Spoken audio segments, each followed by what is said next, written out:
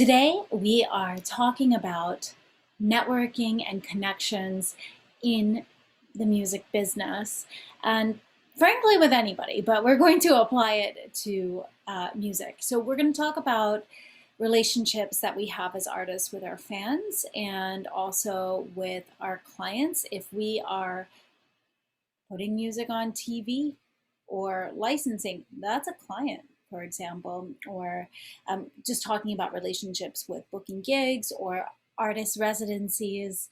The whole spectrum from the front facing side with the fans and the back facing side with the business.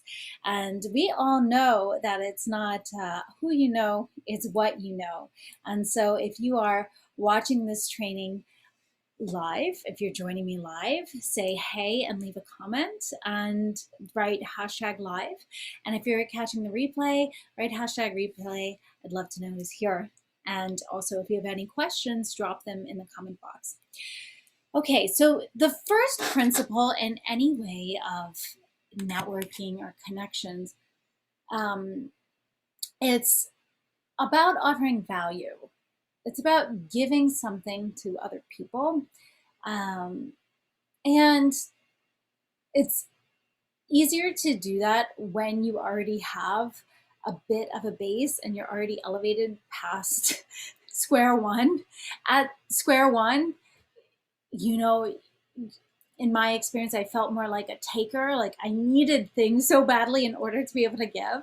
But sometimes giving can just be listening. So just the important thing is to be able to offer something to somebody else that they find valuable and not guess at it and try to tell them to tell you what they need, because that's creating more work for them to think about what they need from you. So you can consider that. And it's always about,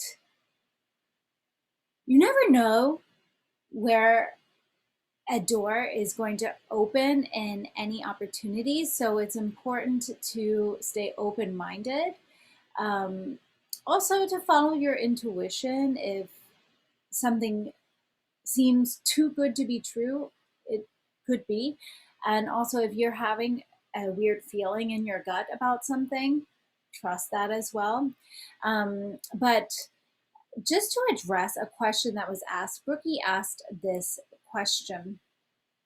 She said, I understand that a big part of success in music is related to making connections and talking to fans and interacting online. The thought excites me as I truly love people and the excitement of connection online, but I'm scared I will disappoint. Someone might like me and maybe I don't give them the amount of attention and interaction they wanted, or maybe I simply don't live up to the idea that they had of me in their mind. I'd love to hear your thoughts on making healthy boundaries and having fun with this aspect and being the role of singer songwriter in the online world. Yeah, so this comes to mind with me. It's about building those relationships and focusing on developing real relationships and even doing it slowly, one person at a time. And it's so much stronger than trying to do a lot of people at once. And I can give examples in my own experience of building music fan base. So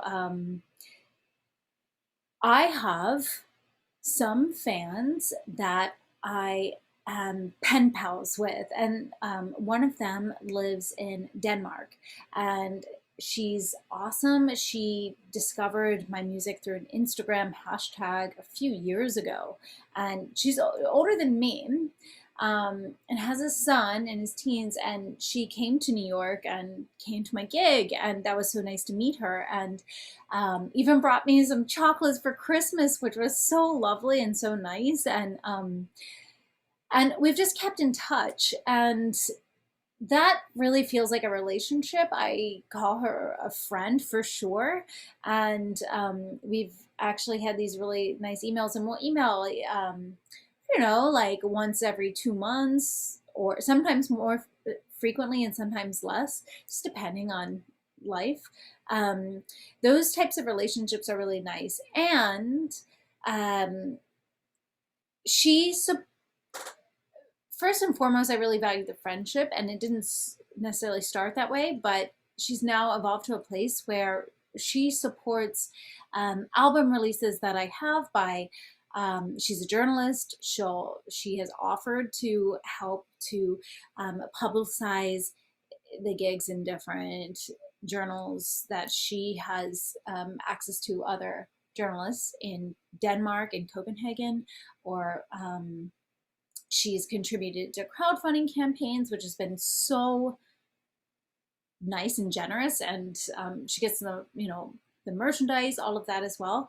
But it's just a development of by fact of being developing a friendship. And in terms of uh, building fans, I've also done it the wrong way, where um, where I've purchased bots years ago to grow a social media, my Instagram platform, and that ended up just falling in my face and being making things worse off when they started. So that whole idea started, I think it was 2014, and I was out at a dinner in New York City. I was on a date actually, and my date went up and went to the bathroom, and this guy approached me, which is quite ballsy considering a girl is on a date and her date goes up and someone else's approaches you and puts a business card down.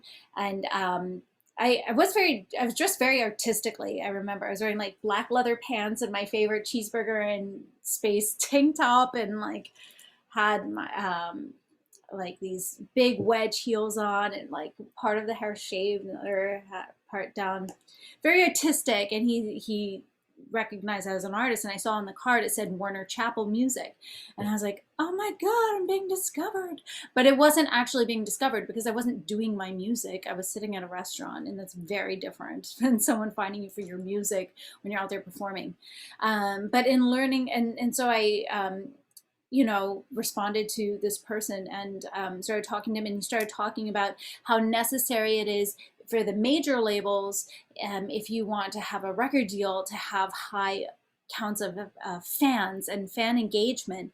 And so then I started spending about 2 or 3 hours a day interacting with people on Instagram, kind of like the like for like thing. And I remember I would go to the gym and I'd be doing like the Stairmaster or the elliptical, where it was I could still like keep my balance and be on my phone, and like follow people on Instagram, and then like go to the next batch of people that I'd followed the day before, and then unfollow some of those people who I didn't actually care as much about, and always had this ratio of higher likes than the people that liked me. And I'd be spending hours a day doing this and doing like 3 posts a day, and it was just a waste of time. I don't do any of that now, and I'm a lot better pleased with my art.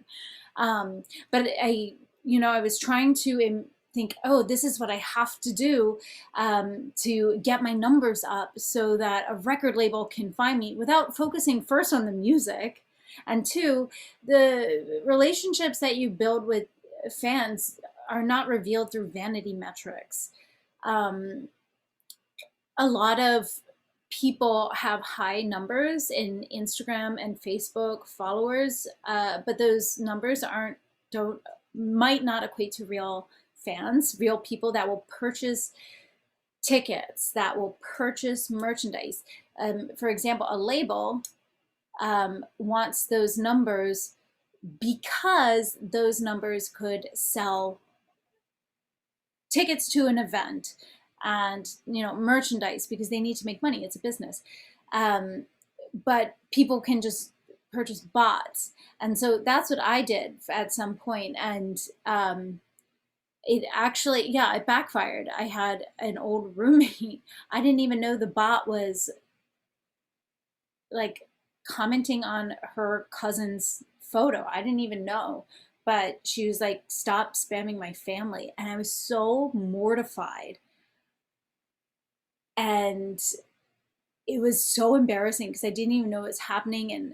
And I was just trying to do it because I wanted to get, my numbers up to help my music. And then thought like I had so much self-worth and external validation, thinking like, oh, other people might like me more if I have higher numbers,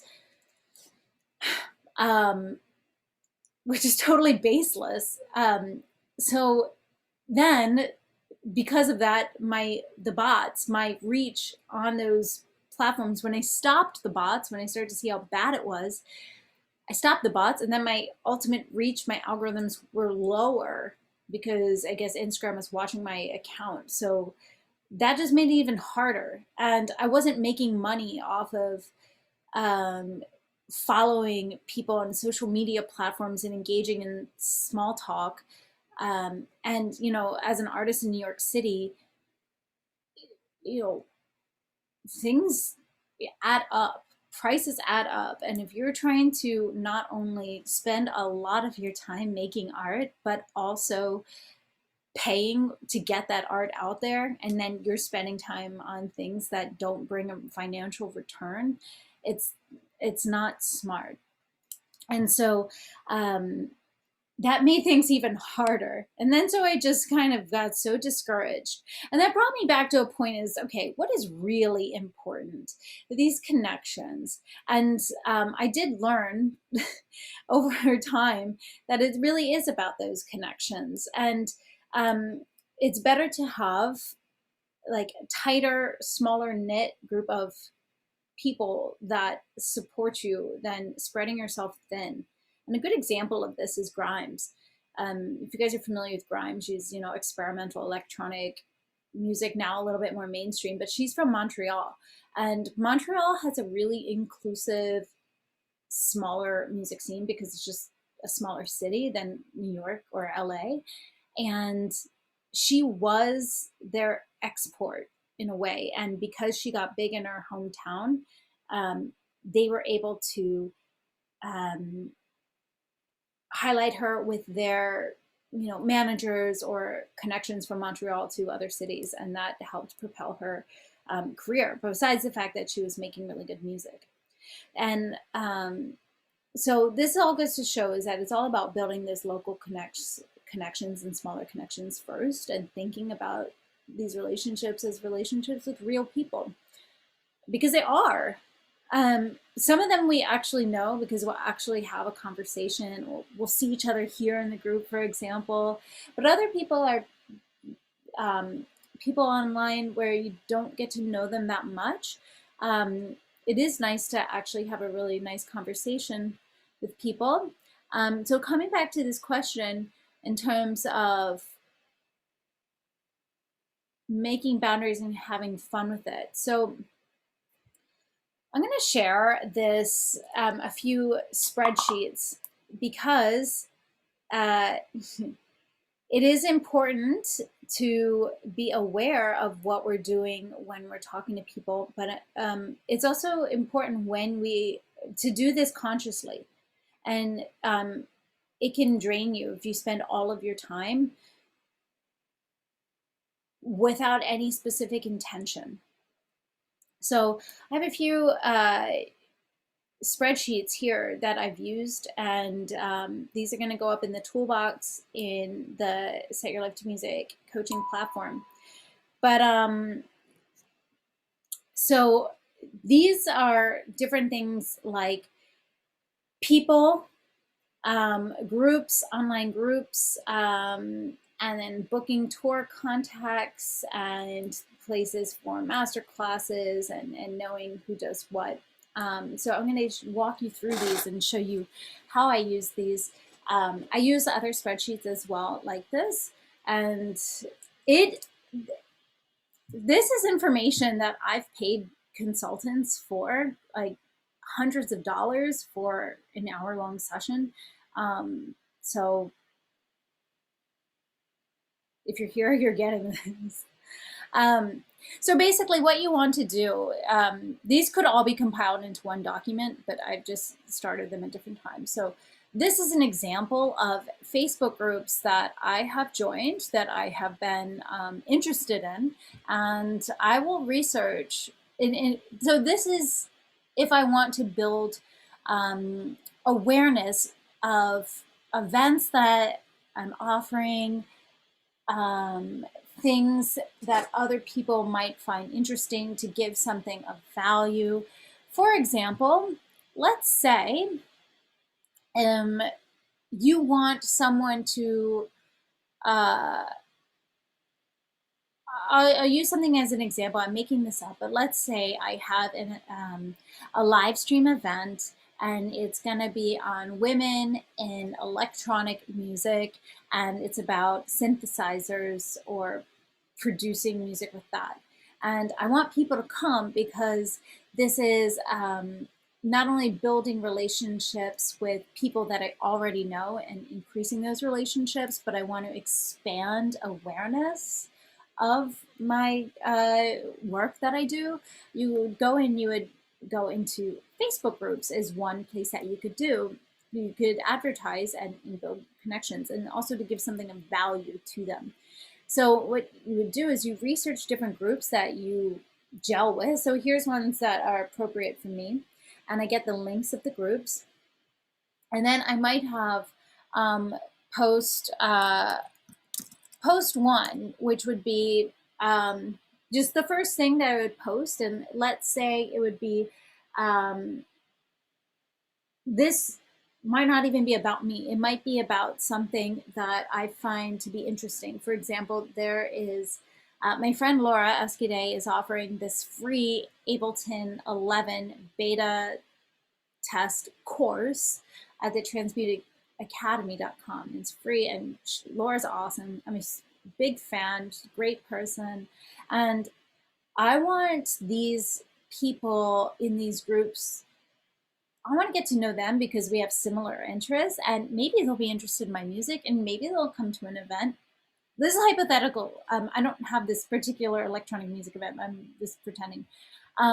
So first thing is that I would try to lift up other people like Laura.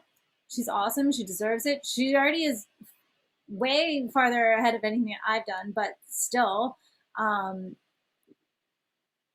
I'm gonna lift up her name, and she has a lot of free, like, great, valuable things to offer. So maybe I'll post about her group, her information in these groups first, and I'll post it and I'll put the date down. And even if I don't have time to do it, I'll have someone on my team do it. And I will write the post, and then my team will post it, for example. And then you go back and you can interact with people who've left comments. And then later, like maybe on post two, you can post something of your own that's going on. And then go back and interact with people in the comments. And then another thing that you could do is, this is a big thing that I've actually paid when I've done crowdfunding campaigns, a lot of money for consulting. So this is part of the consulting work that we've done, but they talk about circles of influence. Your immediate circle, like your ride or dies, and then you would have, that's your first circle of influence. Then you would have circles of influence that are more acquaintances, and then you'd have circles of influence that are more tertiary, acquaintances. So in here, your first would be your family members that would be 100% on board with something that you do, and your best friends. And if you're in a relationship, your partner, things like that. Second would be like if you went to a gig and you had a drink or a coffee with someone, who are those people? And then the third would be people that are you don't know as well, but you still feel comfortable reaching out to let them know about an event that you have going on.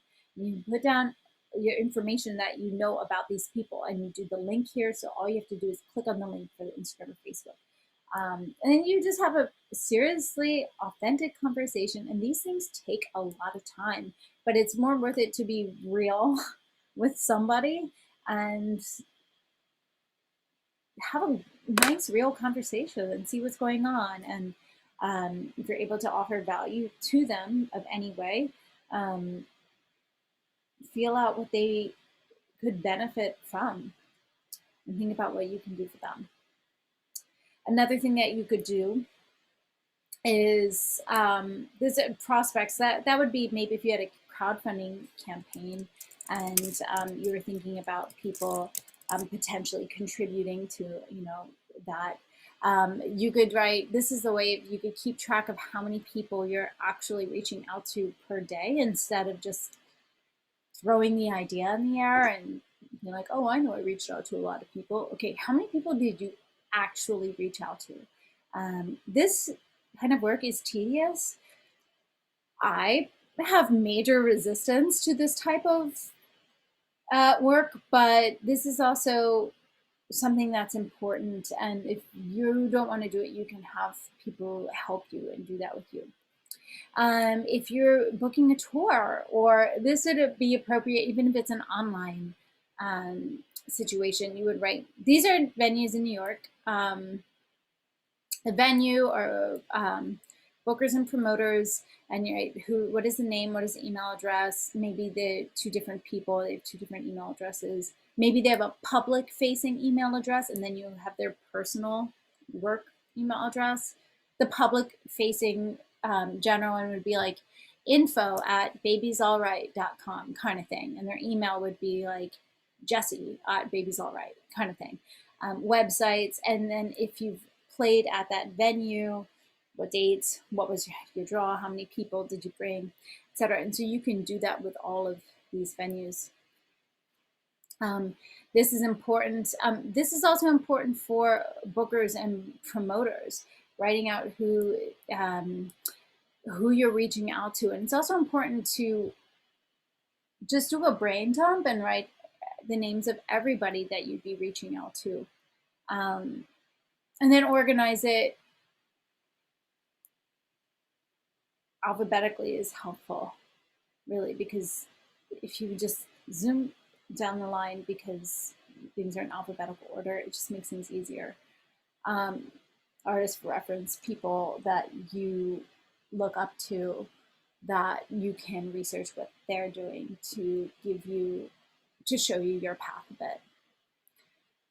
These are different things like, for example, places that I've looked into in New York, for example, for different businesses or organizations. If I wanted to teach a workshop, something like that, the contact information I had here, but I removed it for this. But and then just the links. And then when are you the first following up? When is the second? Sometimes I have my most recent follow-up date the closest to the left, because you might follow up multiple times, and it's easier this way. That's one way that you can actually take into account who you've been contacting, and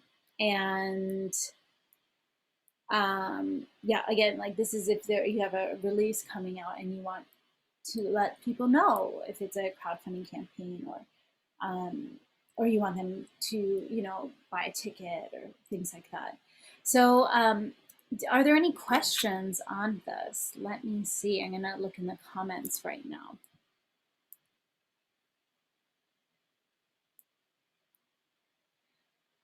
Brooke says, wow, I'm just amazed at this organization of things in your head, so organized. Thank you.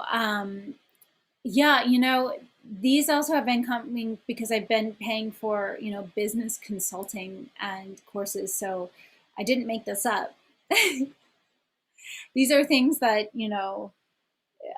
businesses do across a variety of industries. Let's see, what are some of the other comments? Are there any questions or comments right now?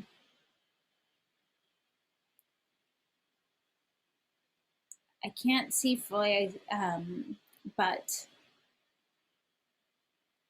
comments. Are there any questions or comments right now? Hey. Okay, cool. Well, if you have any other comments or questions, put them in the discussion box. I'd be happy to answer any questions, or just reach out to me. But another thing that people have done, I don't do this right now,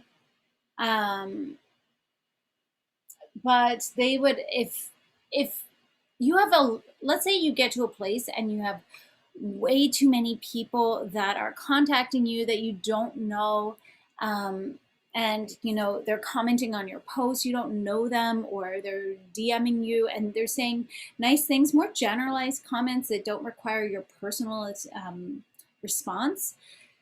Consultants have told me this. I haven't done this yet, but maybe I would in the future, where if it's someone that you don't know and you're slammed for time, and it's either like you're in the studio making an album with a record producer who's a name that you really admire, and you have to do that, or you're responding to these comments from people that you don't know. In that kind of situation, it's really important to be in the studio with that record producer that you admire, who opens doors for you. Not saying that these people who are reaching out to you are not important. Of course they are, but there's no physical way that's possible for you to just split your attention that way. And so what you could do in that scenario is that you could bring someone onto your team who is trained, and you could give them a list of different types of responses that they could give to those people, where you would write it out in your own words, how you would actually respond to someone for a different type of comment in real life, and have a variety of things that they could respond to that person with. And then if it is a a comment or a question that is more direct and personal towards you that they wouldn't be able to answer, then just let them know to let you know, so that you can go back in and speak with that person directly. So that's about having team support, because it's necessary to have team support if you want to do big things, because there's no way, it's unrealistic and unsustainable for you to do that yourself all the time. But maybe you'd spend, I don't know, half an hour to an hour a day commenting and engaging with people. For me, I'm kind of resistant to social media that way. I love this environment here. But to me, that just feels tedious. But sometimes when you're in the mood, when I'm in the mood, it feels fun, but not always in the mood to engage and like use my two thumbs or my fingers to type out a message to somebody. It's not a personal thing. I think the people are cool, but I don't know. Something about it sometimes can be exciting, and sometimes it can be like tiring. So let me know what you learned from this, and put what you learned in the box about what you're going to be doing. Again, this is going to go into the these sheets are going to go into the toolbox in for Set Your Life to Music. So speaking of which, if you are if we are working together on your music and your singing and songwriting, you will have access to these. And if you want to take your music to the next level and have these resources to help you build those connections and organize venues and press contacts, that's another big thing here that I didn't even go into at this point right now. I have reached out to bloggers and press people, bloggers and music bloggers in the past.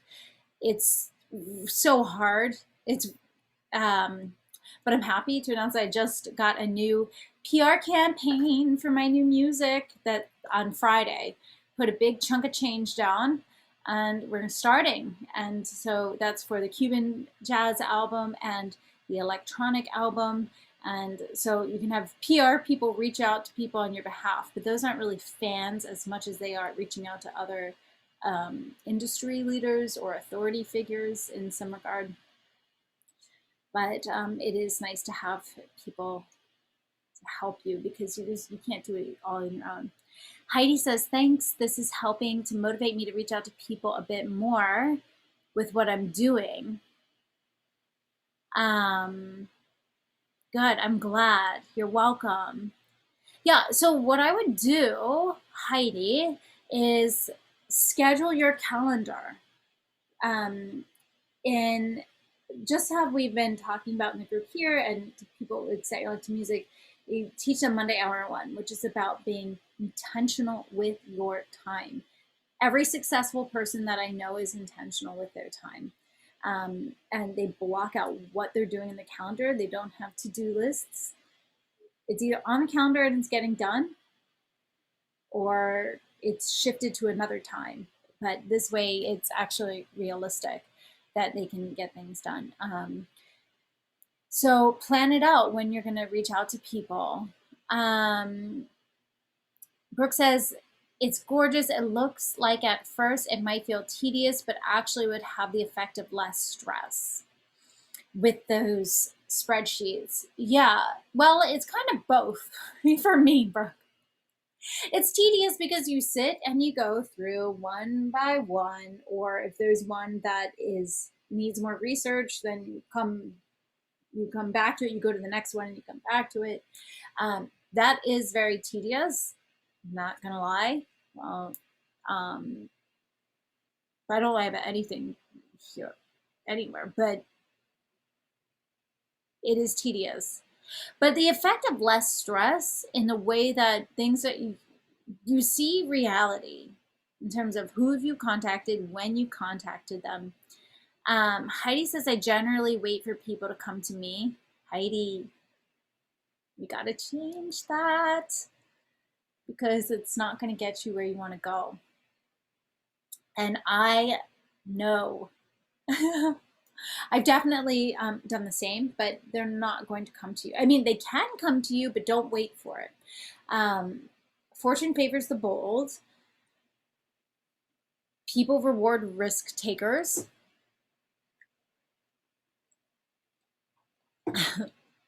So some things that you can do that can really help you with this whole effort of making connections and networking with people is to do personal growth work on yourself. So I'll speak in for me. I used to take rejection personally, and it made it really hard to reach out to people and put myself out there. And I still feel that way, but less so than I did in the past, because there's always so many different things that could be going on for the reason why someone doesn't get back to you or for why you didn't get a certain opportunity. And it doesn't have to mean that you should be ashamed of yourself for being this, that, or the other, some whatever we make up in our minds.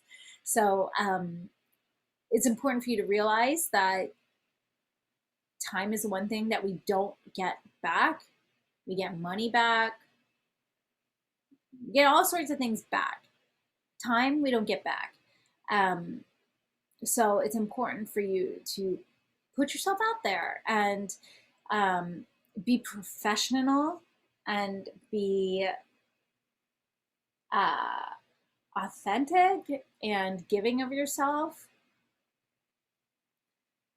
and chill and cool, that someone would be someone that someone would want to spend time with, and follow up and don't take things personally. And so that requires doing, personal growth work. At least for me, it has been.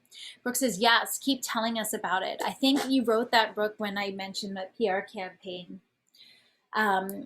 Yeah, so I could tell you a little bit more about it right now, and I'll tell you more about it as it unfolds. I am expecting an email from them.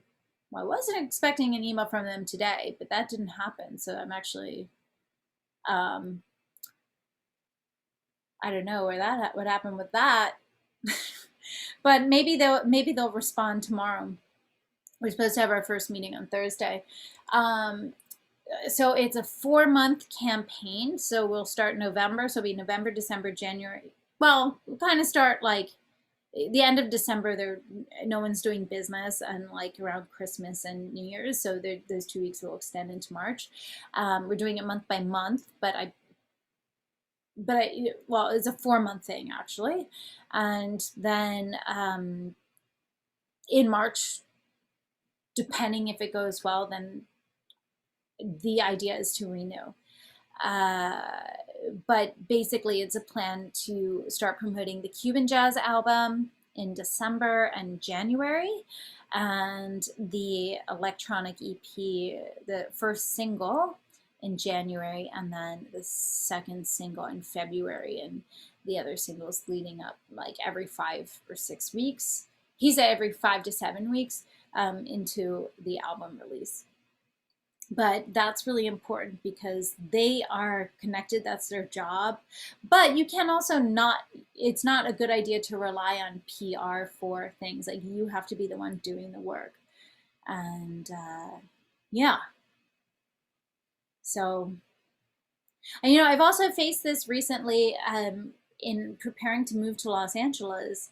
I'm writing a list. I'm taking these same methods. I write a list of everybody that I know who lives in Los Angeles, and then I write, I have another document where I have a blanket body of an email template that I will send, that I will tweak that body copy. I write out, like, what am I trying to say? I'm trying to connect with these people who are friends, who are colleagues. I write out, one, as I want to know what's happening with them, and two, I want to let them know what's going on with me, and then three is, any particular question that I have. Um, and so then every time I reach out to a new person, I'll tweak it so that it's personal, and I'll throw in a personal note and connection, and then I email them, and then I'll go into my spreadsheet and I'll write, a why, or if I contacted them, or a date that I contacted them. If they're more personal friends, then depends. Like, for that situation, I'm not, because it's only about like 30 people or so, and it's not hundreds. um, I'm not writing out their email addresses in the spreadsheet or their Instagram link, because I know what their, I can look in my phone what their email address is, and what their Instagram link is. So I'll just DM them, or Facebook. But the same method is what you just said. You do a brain dump, who you want to contact, write out your blanket statement, and then you tweak it per person, and then you go through your list. Yeah. Any other questions on that? Let me know. And if you don't have any here, then be happy to answer more in the comments. Yeah. So if not, let's see. I see Rachel Fryer's here too. I know Rachel is in, I won't get in details, but Rachel and I spoke. I know Rachel is in a situation where she is around some industry contacts that can be really supportive for her growth. So that's exciting. Yeah, I think the most important thing is, with building these relationships, is to show up and to always be professional, be chill. People want to do work with people that they enjoy hanging out with. This is not to you, Rachel. This is just like a blanket statement to anybody, because Rachel, you are chill. But the idea is, like, you want to show up with people who are professional, who do what they say they're going to do, who are enjoyable to hang out with. You want to go show up the way that people would want to go have coffee or a drink with you, that way. And be real, have integrity. That is everything. I know personally, I can't stand it when people say one thing and do something else. Um, it's it's just a sign that there's a disconnect somewhere. And then I think, like, if I was pursuing an opportunity, um, if someone doesn't show up, or it's just like, just say what you're going to do so that we can all move on in the direction that we're going. So make sure that you show up that way. If you make an appointment to go to a studio to do a recording or to speak with anyone in the industry, and you say you're going to have this prepared, then do your part. So that's a big part about it. Brooke says, be chill, best advice ever. Yeah, I mean, it's a music industry, Like we all do music because we love music, right? No one wants to be around um like high drama. But you all know that, right? Of course, that's why we're here. That's why I think we all get along. Um, yeah. So if you have any other questions or comments, let me know. Um, yeah. And the other thing to think about is also there's this 80-20 rule. It's called Pareto's principle. And it's applies to anything. It's just science. 80% of your results will come from the 20% of people or things that, like people that you know or things that you do, or clients that you work with, or um, opportunities that you take to promote yourself. um, so that can also come into the form of having these super fans who are super fans of your music. um, it you'd it's good to think about having a smaller number of higher quality engaged relationships than a mass blanket of, like, you'll have more results and more growth and more enjoyment and more personal fulfillment from the 20% of the relationships that you have either with your listeners or with people on the back end of your business, than you will with the 80% that you have smaller engagements with the music. So things to think about. And tell me in your life where you've seen this 80-20 rule play out. I'm curious because I'm sure you'll find it there, where you have 80% of your results will come from 20% of the people, or 20% of certain opportunities that you're involved with. So yeah, Brookie says, it's just music, man. Janice Joplin. Totally. Heidi says, I'm looking forward to our session tomorrow. Me too. Um, yeah, cool. Okay, heading off there. But again, these spreadsheets are going to be going up in the toolbox, as well as some other spreadsheets that I've presented in here in the past. So come check those out if we are working together. But yeah,